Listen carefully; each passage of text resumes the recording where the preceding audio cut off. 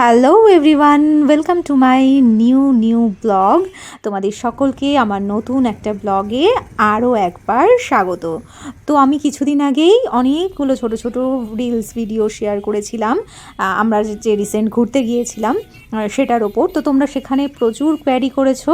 তো চলো আজকের এই ভিডিওর মাধ্যমে কিছু কিছু প্রশ্নের উত্তর তোমাদের আমি দিয়ে দেবো।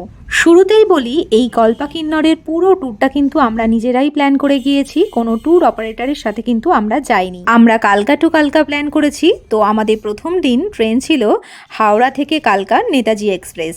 তো সেই মতো আমরা সন্ধেবেলায় বেরিয়ে পড়েছি। ট্রেন ছিল রাত্রি 10টার। আমরা 8:30টার মধ্যেই হাওড়া স্টেশন পৌঁছে গিয়েছিলাম।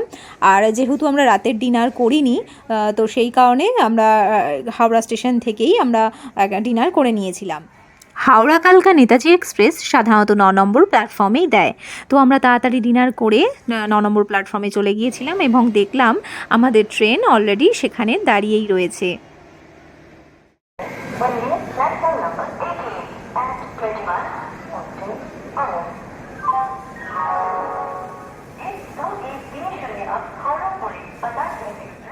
এই ট্রেনে যেহেতু আমাদের 2টো রাত থাকতে হবে, তো সেটার জন্যই একটু প্রিপারেশন নিয়ে নেওয়া আর কি।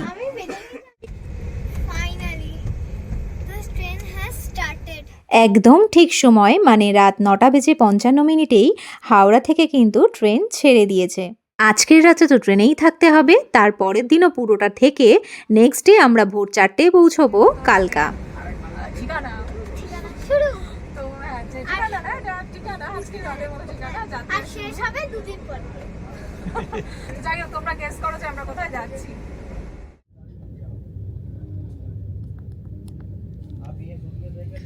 Good morning everyone. তো তোমাদের তো জানানো হয়নি, আমরা একটা ঘুরতে যাওয়ার জন্যই বেরিয়েছি। তো এখন আমরা ট্রেনে রয়েছি, আর কোথায় যাচ্ছি এখন আর বলছি না, সেটা গিয়েই তোমাদেরকে জানাবো। Good morning. Good morning. তো সকালবেলায় এখন খেয়ে নেবো আমরা মর্নিং টি। দেখা যাক ট্রেনের চা কীরকম। ভালো, বেশ ঠিক আছে। তবে একটাই, যারা লাল চা খাও মানে লিকার চা খাও, তাদের কিন্তু এটা একদমই ভালো লাগবে না। এটা দুধ চা প্লাস কিছু মশলা মতো দেওয়া, সেই জন্য টেস্টটা একদমই অন্যরকম লাগছে। যাই হোক, এটা দিয়েই এখন কাজ চালাতে হবে। যতই গাড়ি বাস প্লেনে ট্রাভেল করি না কেন, ট্রেনে জার্নি করার কিন্তু মজাটাই আলাদা। তো যাই হোক, একটা নতুন সকাল, আর আজকে সকালটা তো দেখতেই পাচ্ছ একদম অন্যরকম। ট্রেন এখনও অবধি রাইট টাইমেই রয়েছে, জানি না এরপর কি হবে। তো আমাদের ট্রেন কালকে ভোরবেলা ঠিক 4টের দিকে পৌঁছানোর কথা কালকাতে। তো দেখা যাক এখন ঠিক কটায় পৌঁছয়। ট্রেন একদম রাইট টাইমেই রয়েছে।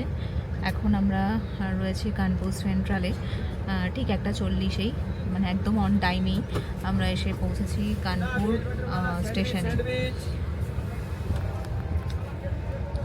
আর যেটা বলার, ট্রেন একদম ক্লিন, বারবার অনেকবার করে মানে ঘন্টায় হয়তো 2বার এসে ক্লিন করে দিয়ে যাচ্ছে। ট্রেনের চাকা আবার গড়াতে শুরু করেছে। এখন দুপুর হয়ে গেছে, আর এরপরে আমাদের নেক্সট স্টেশন আসছে প্রয়াগরাজ।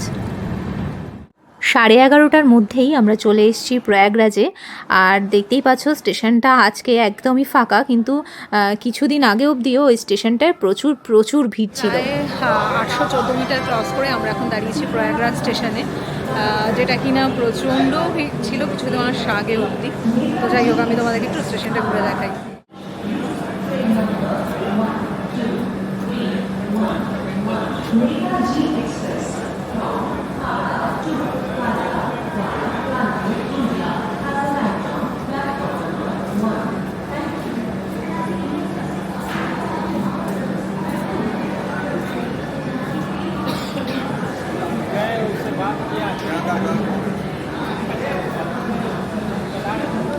তো চলো, আর বলছি না কোন স্টেশন, আমরা অলরেডি দেখিয়ে দিলাম। নেতাজিতে এসেছি, হাওড়া কালকা যেটা নেতাজি এক্সপ্রেস।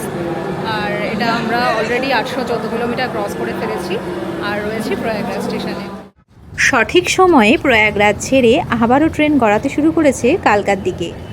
প্রায় 18 ঘন্টা আমরা ট্রেনে কাটিয়েই ফেললাম। তো যাই হোক, এক্সপিরিয়েন্স আমাদের বেশ ভালো। নেতাজি এই এক্সপ্রেস নিয়ে অনেকেই অনেক খারাপ অভিজ্ঞতা শেয়ার করেছে, কিন্তু আমাদের কিন্তু সেরকম এখনও কিছু হয়নি। পরিষ্কার পরিচ্ছন্নতা সব দিক থেকে আমি কিন্তু রেকমেন্ড করব, তোমরা এই নেতাজিতে যেতেই পারো। কালকে যেহেতু অনেকটা ভোরে ট্রেন কালকা ঢোকার কথা, তো আমরা আজকে রাত্রে তাড়াতাড়ি শুয়ে পড়বো।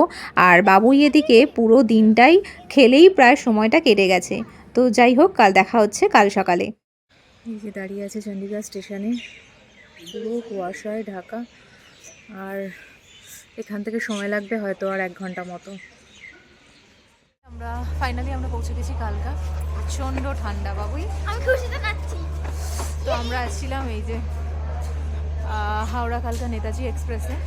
তো বলেই দিলাম আমরা এখন কালকায় পৌঁছে গেছি। তো এরপর কোথায় যাবো সেটা তোমরা গেস করো। প্রচুর টয় ট্রেন দাঁড়িয়ে আছে।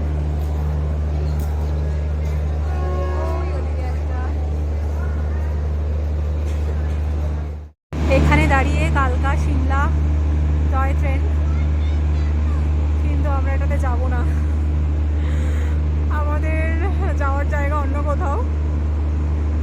তো যাই হোক, সেটা তোমরা আমার ভিডিও দেখলেই বুঝতে পারবে। তো চলো ওরা যাওয়া যাক। কালকা টু কালকা আমাদের গাড়ি ঠিক করাই ছিল।